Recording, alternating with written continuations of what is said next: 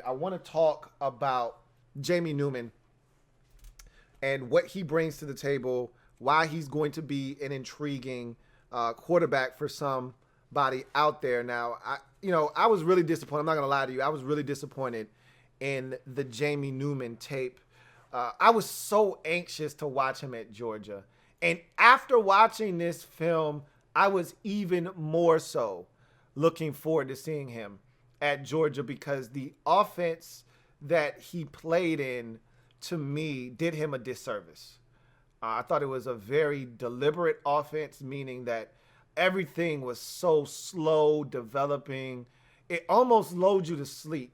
I mean, he's doing read option, and he's keeping the football. I mean, they're at the mesh point for as long as you can possibly be at the mesh point without crossing the line of scrimmage, essentially.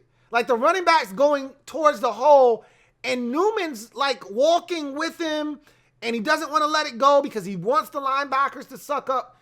It's just a weird offense that they ran. And I feel like it kind of bled into his play because he felt nonchalant to me. Like he was just kind of casual and he was slow playing stuff. There's pressure in the pocket and he's like really not aware of the pressure and he's not moving fast enough to get away from it. And it's just like his internal clock was just slow. And I think might have been a byproduct of the offense.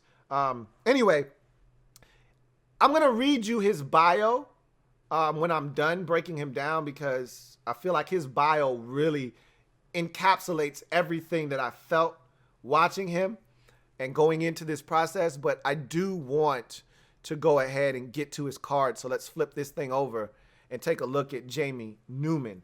And so, the first strength is his frame. He's got a thick frame. He's damn near 240. This is a guy that's walking around at about 230, 235. He's a big kid, man. And when you watch him on tape, he looks the part of a strapping, physically built quarterback that's tough to bring down. And look, running the offense that he ran, where in any given game he could have 17 carries, you need to be a bigger guy, a thicker guy. Arm talent. He can sling it, man. He can spin it. There's no shortage of arm talent here with Jamie Newman. I mean, he can let it rip. And there are times where you're like, bruh, take a little bit of sauce off of that thing, man. I know you like hot sauce, but that's got hot sauce to go. Take a little sauce off of that.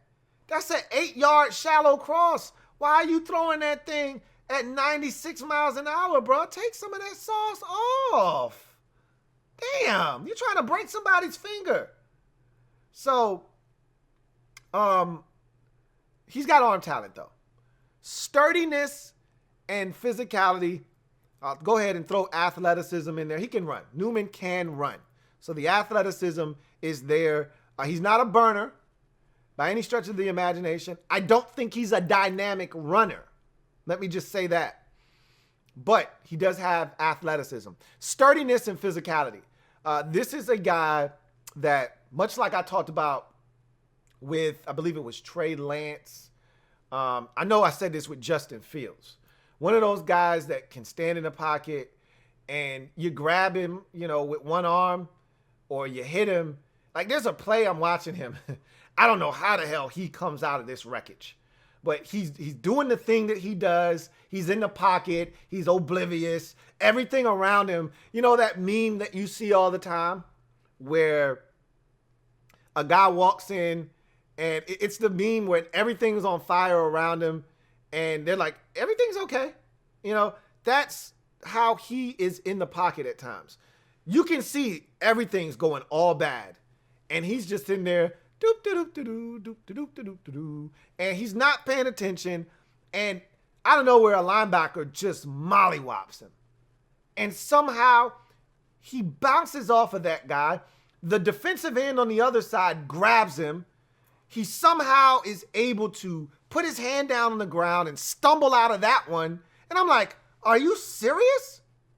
Now, I think he did all of that and he still ultimately got sacked or he either, threw it away or something. But it was amazing. I'm like, That's some ridiculous contact balance. So he's extremely sturdy in the pocket. Like, you're not going to just come and hit him with a shoulder and knock him down. You're going to have to wrap up. He's a big dude. And he runs with physicality. You know, when he runs, there are a lot of 1 and 2 yard runs. I'm like, what's the basis for this, man? Are we trying to set something up here? Because he'd take it, quarterback draw, and he'd just run into the back of his offensive line. I'm like, okay. Or he just run right into the middle linebacker. I'm like, okay, what are we doing here? Are we setting something up? Because that was stupid. But he's a physical dude. He gives his wide receivers chances on 50-50 balls. That's probably my favorite thing about him, is if you turn on the tape, he's got Sage Surratt out there, 50-50 ball after 50-50 ball. He had another receiver in 2019, number 7, is going up and getting the rock. I mean, and Jamie Newman, to his credit, he gets one-on-one on the outside, I'm going to just give him a chance. All right, I'm going to just give my guy a chance. And these were some good balls to give your guys an opportunity to go up and make a play for you. So I do like that he will give guys an opportunity on a 50-50 ball, and he throws a really solid 50-50 ball. Pocket toughness. I kind of alluded to that earlier when I talked about him standing in the pocket and being willing to take shots. He's one of those guys that will take one to deliver one, okay? So he'll take a shot in the pocket knowing that he's got a receiver that's coming open and knowing he's going to get hit, but he'll deliver it. There's a great clip, and I may put this one out down the road, of him getting destroyed on the play. He should have been gotten rid of the football. It's his fault he got destroyed. And we're going to talk about one of the reasons he gets destroyed on plays at times. But he gets destroyed on this play, but he ends up throwing a touchdown pass, but he pays for it. But he was willing to take that shot because he knew, I've got a guy, and if I get it to him, it's 6. So he's willing to stand in the pocket and exude the toughness that some guys aren't willing to exude. For years, Eli Manning, if he saw a guy coming at him, you're getting a no-look Eli Manning special. And I saw that from Mac Jones a couple of times, where he sees the guy coming, he wants no smoke at all. All right, man, it's yours. You can have it. He throws that shit into the ground and he ducks and ducks for cover. And look, I'm not going to shit on that because that's how you play 15 years in the league. No, you got to pick your battles. Sometimes I'm going to need you to stand in there with your big boy pants and take the shot because you got one. Now, if it's a shallow cross and there's a defender right there, I'm not standing in there taking a shot for a shallow cross, especially if it's 2nd and 7. Now, I'll take my chances and try my hand at 3rd and 7. Opposed to taking a shot. So he's got pocket toughness, willingness to run. This is a guy that will tuck it and run. You know, when all else fails, he'll tuck it and run. My problem with him there is he's not really looking to extend to throw. When he tucks it to run, he tucks it to run. He's not tucking it, or he's not stepping up through the traffic and extending and buying time to stand behind the line of scrimmage and get it 37 yards down the field. Generally, if he doesn't see what he likes and he decides to run, he's gone. He's going to take off and run. But he will run. So that is a good attribute to have. He's got the athleticism to do it. Weaknesses. He's got limited starting experience. Only 16 starts under his belt. 12 starts in 2019. He had 6 games that he appeared in 2018. 4 of those were starts. So not a lot of tape. That's why this year in 2020 was going to be so big for him, because not only was it going to be a much bigger stage in the SEC at Georgia, but it was just a chance to see more tape on this guy. And really, we would have gotten a chance to see him in a much better offense, I believe, because I didn't love the offense he was in at Wake Forest. Doesn't anticipate. This is why he got crushed on that one play that I referenced earlier when he threw the touchdown pass, is he doesn't anticipate at all. He's one of those quarterbacks that, and you get this a lot in college football, where guys don't trust the system. They want to see a guy come open before they let it go. And You know, it's okay in college to do that at times, but you want to anticipate. And I can't tell you how many times if he doesn't see the receiver open, he's not cutting it loose. And you can't win in the NFL like that. You got to know that this guy's running a bench route. And even though that corner's in trail technique, when he snaps it off, you just got to trust that he's going to be there and he's going to make a play on the ball. And he's going to make you right. You got to know that your guy's running a speed cut here, a 5-yard out. Snap that thing off. Let it go. And he's waiting to make sure that this guy comes open. And so instead of that guy catching it with 2 yards of space to turn up the field down the sidelines, he's catching it and having to toe tap because the timing and rhythm is all off. He just doesn't anticipate at all. He's got to see the guy wide open. Lacks urgency and seems too casual. Now, again, I said that, some of this might be a byproduct of the offense that he's in. I'm not going to crush him for this because when you watch it, the offense is so lackadaisical. It's a slow-moving offense. It lulls you to sleep. But he just doesn't seem to play with the sense of urgency. Like, when I watch a guy like Texas quarterback Sam Ehlinger, he plays like his hair's on fire. Like, there's a desperation to Sam Ehlinger on every snap. And you just don't get that with Jamie Newman. He's just like, we pick it up. If we don't, we'll get him next time.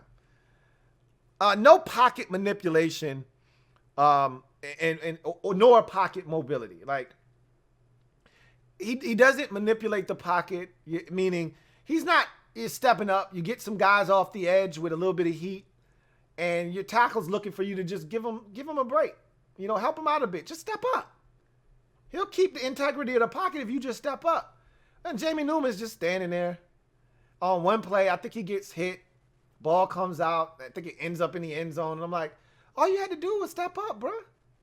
All you had to do was step up. Like, what are we doing right now? You know, pressure's coming. Just dip the shoulder and step up. Nah, he's impacted. You know, and like, he just doesn't have the mobility you need inside the pocket. Erratic accuracy. I told you that he's throwing fastballs all over the place to guys that are short to intermediate. He'll throw a dime and you'll be like, all right, Jamie, I see you. And then the next 2 passes go to hell in a handbasket. You're like, what the hell was that? And it'll be an open receiver. And there'll be some easy throws where you're just on 2nd and 7. You're just trying to get 5 to set up a 3rd and short. And he'll miss. And you're like, come on, man. Now it's 3rd and 7. That was the point of that play, was to get you an easy throw to either pick up the first down with some run after the catch if you throw an accurate ball, or to at least get 5 yards and get us into a really short, manageable 3rd down situation. And he'll spray it. He's spraying balls all over the place at all levels, not just deep, intermediate, and sometimes short as well. I'm going to read you my analysis on him real quick because I think it is important to think about this when it pertains to Jamie Newman. And then we'll go through his projection and comp and get out of here and move on to the next guy. My analysis for him reads as follows. No quarterback was hurt worse by COVID-19 this season than former Wake Forest quarterback Jamie Newman, who had transferred to Georgia as a graduate transfer and was poised to prove that he belonged among the elite quarterback prospects. But due to COVID-19, he decided to opt out for safety reasons. Jamie Newman's tape is limited and uneven. Only 16 starts over 2 seasons, and the inconsistency is tough to overcome. The offense he played in was simple and deliberate. Was really looking forward to seeing him at Georgia and how he would function in a different system. Would it speed up his tempo? Would his accuracy improve? Would he show better pocket presence? All of these questions we are now left to wonder, and without empirical proof, this to me sends him straight to the project category. Like, you can't look at the tape and say, I know this guy can come in and start in year 2. You know, give him 1 year, and I know this guy. He's a project now. Like, he needs multiple years of learning, sitting behind somebody, and really grasping the quarterback position. To me, he's a day 3 pick. And to be more specific, in my notes, I have him as a 5th round pick. I wouldn't take him any sooner than the 5th round. But I could see somebody falling in love with some of the attributes and taking him in the 4th. I can't see any way, shape, or form that he goes before day 3. And to me, I don't see how Jamie Newman comes off the board until the 5th round. I think it'd be a mistake if you take him, unless you've got a plan for him, But day 3 projection for me, and my comp for him is Jacoby Brissett. I see a lot of the same similarities. Jacoby's a big kid. He's a 235-pound quarterback. He's a guy with a big arm that can sling it. He's a guy that's mobile, but not a burner by any stretch of the imagination. I feel the same way sort of with Jamie Newman. I just see a lot of the same attributes. Big strapping guy that can stand in the pocket and be sturdy and strong. Can be accurate at times, but can be very inaccurate, as Jacoby Brissett can be from time to time. I see a lot of the same qualities in Jacoby Brissett. And much like it with the Patriots, all it took was one. I didn't see Jacoby Brissett as a 3rd round pick, but that's what the Patriots did. They selected him 3rd round. Bill Parcells absolutely loved Jacoby Brissett. And as we know, Parcells is a mentor of Bill Belichick. And so, boom, there it is. Jacoby Brissett's a 3rd round pick.